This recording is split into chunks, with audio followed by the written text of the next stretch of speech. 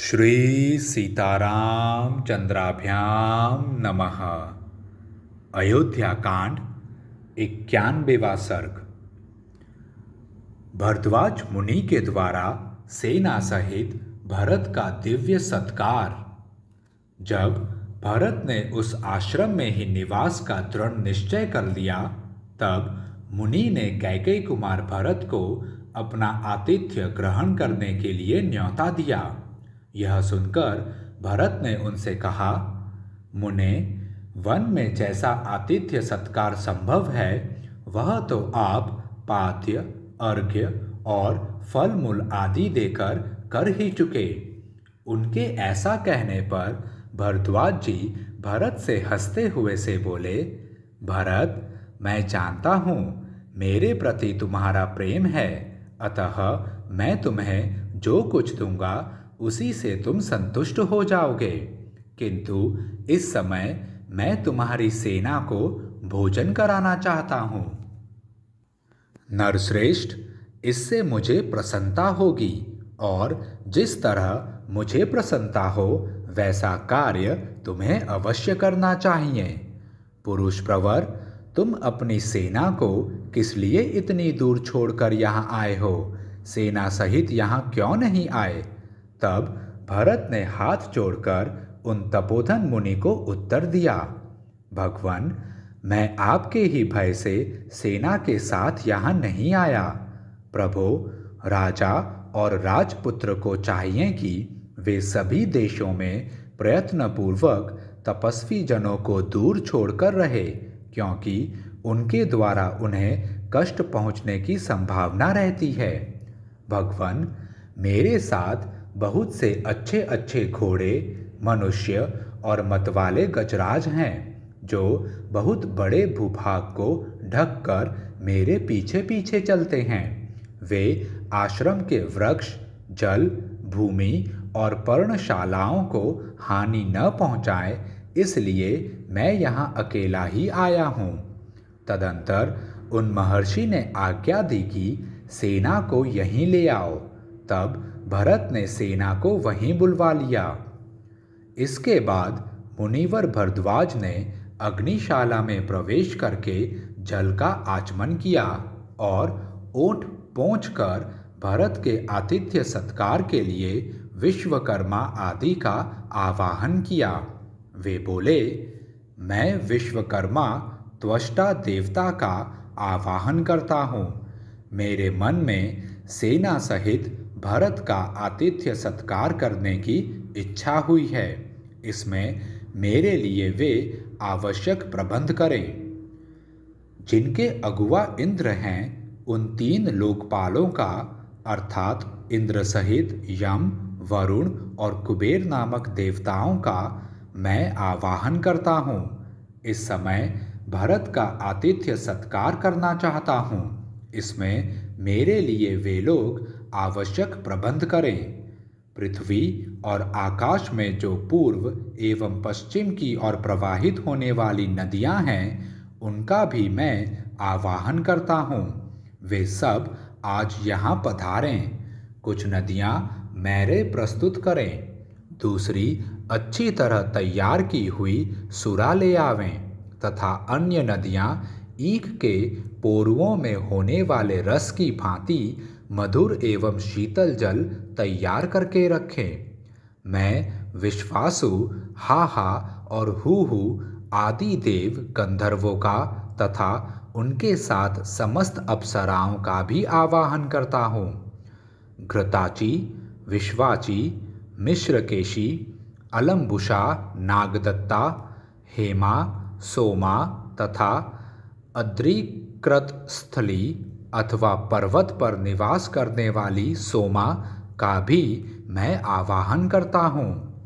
जो अप्सराएं इंद्र की सभा में उपस्थित होती हैं तथा जो देवांगनाएं ब्रह्मा जी की सेवा में जाया करती हैं, उन सब का मैं तुम्बुरु के साथ आवाहन करता हूँ। वे अलंकारों तथा नृत्य गीत के लिए अपेक्षित अन्य उपकरणों के साथ यहाँ पधारें। उत्तर कुरु वर्ष में जो दिव्य चैत्र रथ नामक वन है, जिसमें दिव्य वस्त्र और आभूषण ही वृक्षों के पत्ते हैं और दिव्य नारियां ही फल हैं, कुबेर का वह सनातन दिव्य वन यहीं आ जाए। यहाँ भगवान सोम मेरे अतिथियों के लिए उत्तम अन्न, नाना प्रकार के भक्ष्य, भोज्य, लेह्य और चौष्य की प्रचुर मात्रा में व्यवस्था करें।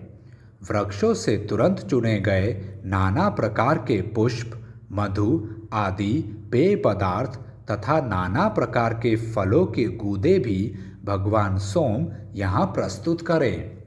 इस प्रकार उत्तम व्रत का पालन करने वाले भरद्वाज मुनि ने एकाग्रचित और अनुपम तेज से संपन्न हो शिक्षा और स्वर से युक्त वाणी में उन सबका आवाहन किया।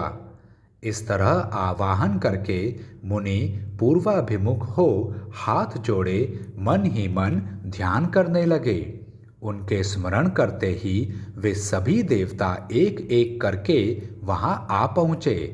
फिर तो वहां मलय और दरदुर नामक पर्वतों का स्पर्श करके बहने वाली अत्यंत प्रिय और सुखदायिनी हवा धीरे धीरे चलने लगी, जो स्पर्श मात्र से शरीर के पसीने को सुखा देने वाली थी। तत्पश्चात मेघगण दिव्य पुष्पों की वर्षा करने लगे। संपूर्ण दिशाओं में देवताओं की दुंदुभियों का मधुर शब्द सुनाई देने लगा। उत्तम वायु चलने लगी। अप्सराओं के समुदायों का नृत्य होने लगा। देव गंधर्व गाने लगे और सब और वीणाओं की स्वर लहरियां फैल गईं। संगीत का वह शब्द पृथ्वी, आकाश तथा प्राणियों के कर्ण कुहरों में प्रविष्ट होकर गूंजने लगा। आरोह अवरोह से युक्त वह शब्द कोमल एवं मधुर था, समताल से विशिष्ट और लयगुण से संपन्न था। इस प्रकार मनुष्यों के कानों को सुख देने वाला वह दिव्य शब्द हो ही रहा था कि भरत की सेना को विश्वकर्मा का निर्माण कौशल दिखाई पड़ा। चारों ओर 5 योजन तक की भूमि समतल हो गई। उस पर नीलम और वैदुर्य मणि के समान नाना प्रकार की घनी घास छा रही थी। स्थान स्थान पर बेल, कैत, कटहल, आंवला, बिचौरा तथा आम के वृक्ष लगे थे, जो फलों से सुशोभित हो रहे थे। उत्तर कुरु वर्ष से दिव्य भोग सामग्रियों से संपन्न चैत्र रथ नामक वन वहां आ गया। साथ ही वहां की रमणीय नदियां भी आ पहुंची, जो बहुसंख्यक तटवर्ती वृक्षों से घिरी हुई थी। उज्ज्वल 4-4 कमरों से युक्त ग्रह तैयार हो गए। हाथी और घोड़ों के रहने के लिए शालाएं बन गई। अट्टालिकाओं तथा 7 मंजिले महलों से युक्त सुंदर नगर द्वार भी निर्मित हो गए। राज परिवार के लिए बना हुआ सुंदर द्वार से युक्त दिव्य भवन श्वेत बादलों के समान शोभा पा रहा था।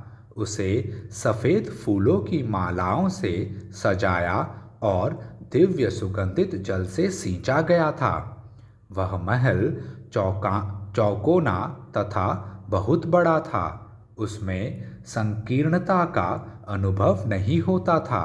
उसमें सोने, बैठने और सवारियों के रहने के लिए अलग अलग स्थान थे। वहाँ सब प्रकार के दिव्य रस, दिव्य भोजन और दिव्य वस्त्र प्रस्तुत थे। सब तरह के अन्न और धुले हुए स्वच्छ पात्र रखे गए थे। उस सुंदर भवन में कहीं बैठने के लिए सब प्रकार के आसन उपस्थित थे और कहीं सोने के लिए सुंदर शैयाएं बिछी थीं। महर्षि भरद्वाज की आज्ञा से कैकेयी पुत्र महाबाहु भरत ने नाना प्रकार के रत्नों से भरे हुए उस महल में प्रवेश किया। उनके साथ साथ पुरोहित और मंत्री भी उसमें गए। उस भवन का निर्माण कौशल देखकर उन सब लोगों को बड़ी प्रसन्नता हुई। उस भवन में भरत ने दिव्य राज सिंहासन, चंवर और छत्र भी देखे तथा वहां राजा श्री राम की भावना करके मंत्रियों के साथ उन समस्त राजभोग्य वस्तुओं की प्रदक्षिणा की। सिंहासन पर श्री रामचंद्र जी महाराज विराजमान हैं, ऐसी धारणा बनाकर उन्होंने श्री राम को प्रणाम किया और उस सिंहासन की भी पूजा की। फिर अपने हाथ में चंवर ले वे मंत्री के आसन पर जा बैठे। तत्पश्चात पुरोहित और मंत्री भी क्रमशः अपने योग्य आसनों पर बैठे। फिर सेनापति और प्रशासता भी बैठ गए। तदंतर वहां 2 ही घड़ी में भरद्वाज मुनि की आज्ञा से भरत की सेवा में नदियां उपस्थित हुईं, जिनमें कीच के स्थान में खीर भरी थी। उन नदियों के दोनों तटों पर ब्रह्मर्षि भरद्वाज की कृपा से दिव्य एवं रमणीय भवन प्रकट हो गए थे, जो चूने से पुते हुए थे। उसी मुहूर्त में ब्रह्मा जी की भेजी हुई दिव्य आभूषणों से विभूषित 20,000 दिव्यांगनाएं वहां आईं। इसी तरह सुवर्ण, मणि, मुक्ता और मूंगों के आभूषणों से सुशोभित कुबेर की भेजी हुई 20,000 दिव्य महिलाएं भी वहां उपस्थित हुईं, जिनका स्पर्श पाकर पुरुष उन्मादग्रस्त सा दिखाई देता था। इनके सिवा नंदन वन से 20,000 अप्सराएं भी आईं। नारद, तुम्बुरु और गोप अपनी कांति से सूर्य के समान प्रकाशित होते थे।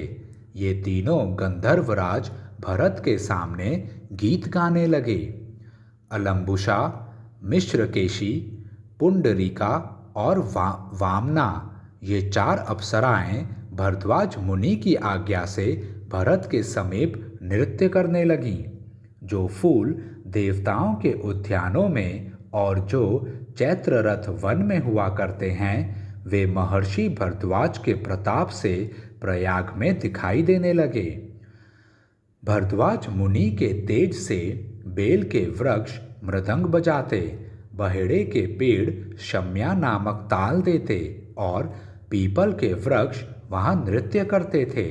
तदंतर देवदारू, ताल, तिलक और तमाल नामक वृक्ष कुबड़े और बौने बनकर बड़े हर्ष के साथ भरत की सेवा में उपस्थित हुए। शीशपा, आमलकी और जम्बू आदि स्त्रीलिंग वृक्ष तथा मालती, मल्लिका और जाति आदि वन की लताएं नारी का रूप धारण करके भरद्वाज मुनि के आश्रम में आ बसीं। वे भरत के सैनिकों को पुकार पुकार कर कहती थी, मधु का पान करने वाले लोगों, लो यह मधु पान कर लो। तुम में से जिन्हें भूख लगी हो वे सब लोग यह खीर खाओ और परम पवित्र फलों के गूदे भी प्रस्तुत हैं, इनका आस्वादन करो। जिसकी जो इच्छा हो वही भोजन करो। 7-8 तरुणी स्त्रियां मिलकर एक एक पुरुष को नदी के मनोहर तटों पर उबटन लगा लगा कर नहलाती थीं।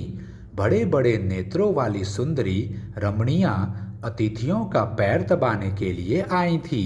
वे उनके भीगे हुए अंगों को वस्त्रों से पोंछकर शुद्ध वस्त्र धारण कराकर उन्हें स्वादिष्ट पेय पिलाती थीं। तत्पश्चात भिन्न भिन्न वाहनों की रक्षा में नियुक्त मनुष्यों ने हाथी, घोड़े, गधे, ऊंट और बैलों को भली भांति दाना, घास आदि का भोजन कराया।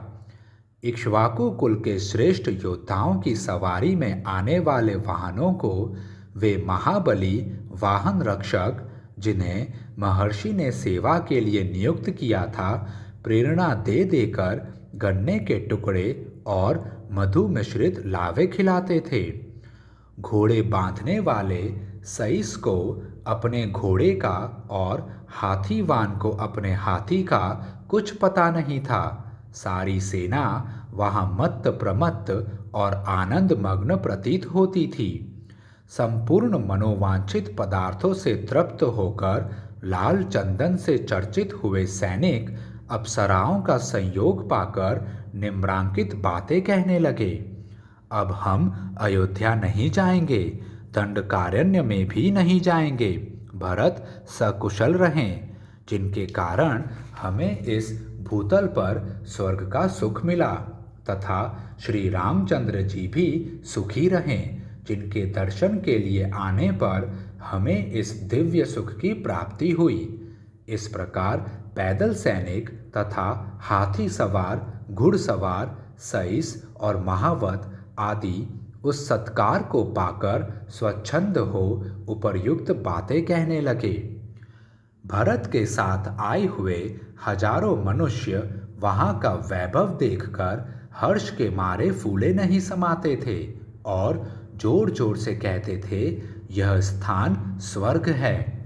सहस्त्रों सैनिक फूलों के हार पहनकर नाचते, हंसते और गाते हुए सब और दौड़ते फिरते थे। उस अमृत के समान स्वादिष्ट अन्न का भोजन कर चुकने पर भी उन दिव्य भक्ष्य पदार्थों को देखकर उन्हें पुनः भोजन करने की इच्छा हो जाती थी। दास दासियां, सैनिकों की स्त्रियां और सैनिक सब के सब नूतन वस्त्र धारण करके सब प्रकार से अत्यंत प्रसन्न हो गए। हाथी, घोड़े, गधे, ऊंट, बैल, मृग तथा पक्षी भी वहां पूर्ण तृप्त हो गए थे। अतः कोई दूसरी किसी वस्तु की इच्छा नहीं करता था। उस समय वहां कोई भी मनुष्य ऐसा नहीं दिखाई देता था जिसके कपड़े सफेद न हो, जो भूखा या मलिन रह गया हो, अथवा जिसके केश धूल से दूषित हो गए हों। अजवाइन मिलाकर बनाए गए वराही कंद से तैयार किए गए तथा आम आदि फलों के गर्म किए हुए रस में पकाए गए उत्तम उत्तम व्यंजनों के संग्रहों, सुगंध युक्त रस वाली दालों तथा श्वेत रंग के भातों से भरे हुए सहस्त्रों सुवर्ण आदि के पात्र वहां सब और रखे हुए थे, जिन्हें फूलों की ध्वजाओं से सजाया गया था। भरत के साथ आए हुए सब लोगों ने उन पात्रों को आश्चर्यचकित होकर देखा। वन के आसपास जितने कुएं थे, उन सब में गाढ़ी स्वादिष्ट खीर भरी हुई थी। वहां की गौएं कामधेनु हो गई थी और उस दिव्य वन के वृक्ष मधु की वर्षा करते थे।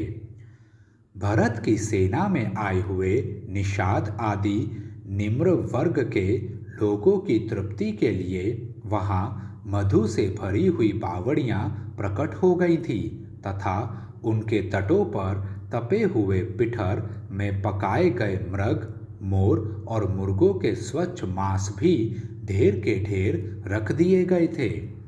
वहां सहस्त्रों सोने के अन्न पात्र, लाखों व्यंजन पात्र और लगभग 1 अरब थालियां संग्रहित थीं।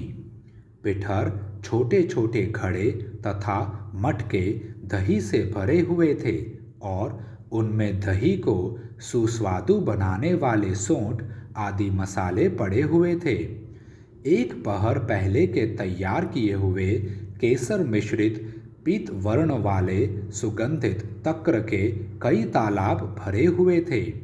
जीरा आदि मिलाए हुए तक्र, रसाल, सफ़ेद दही तथा दूध के भी कई कुंड पृथक पृथक भरे हुए थे।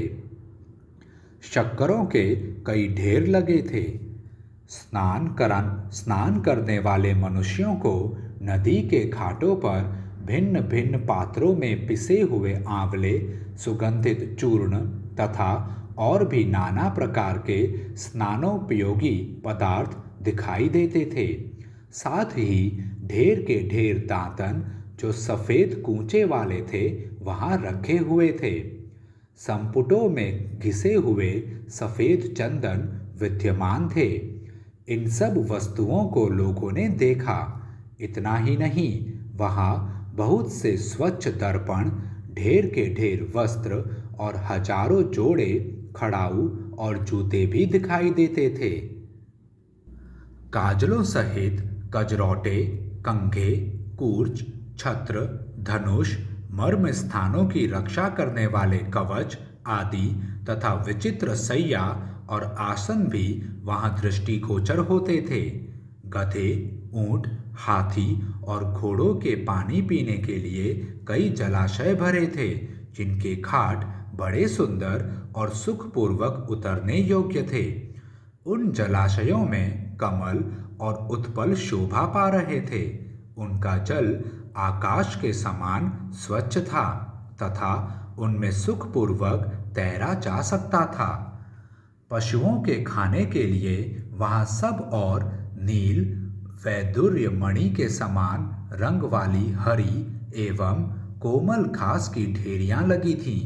उन सब लोगों ने वे सारी वस्तुएं देखी। महर्षि भरद्वाज के द्वारा सेना सहित भरत का किया हुआ वह अनिर्वचनीय आतिथ्य सत्कार अद्भुत और स्वप्न के समान था। उसे देखकर वे सब मनुष्य आश्चर्यचकित हो उठे। जैसे देवता नंदनवन में विहार करते हैं, उसी प्रकार भरद्वाज मुनि के रमणीय आश्रम में यथेष्ट क्रीड़ा विहार करते हुए उन लोगों की वह रात्रि बड़े सुख से बीती। तत्पश्चात वे नदियाँ, गंधर्व और समस्त सुंदरी अप्सराएं भरद्वाज जी की आज्ञा ले जैसे आई थी, उसी प्रकार लौट गईं। सवेरा हो जाने पर भी लोग उसी प्रकार मधुपान से मत्त एवं उन्मत्त दिखाई देते थे। उनके अंगों पर दिव्य अगुरु युक्त चंदन का लेप ज्यों का त्यों दृष्टिगोचर हो रहा था। मनुष्यों के उपभोग में लाए गए नाना प्रकार के दिव्य उत्तम पुष्पहार भी उसी अवस्था में पृथक पृथक बिखरे पड़े थे। इस प्रकार श्री वाल्मीकि निर्मित आर्ष रामायण आदि काव्य के अयोध्या कांड में 91वां सर्ग पूरा हुआ। जय श्री राम।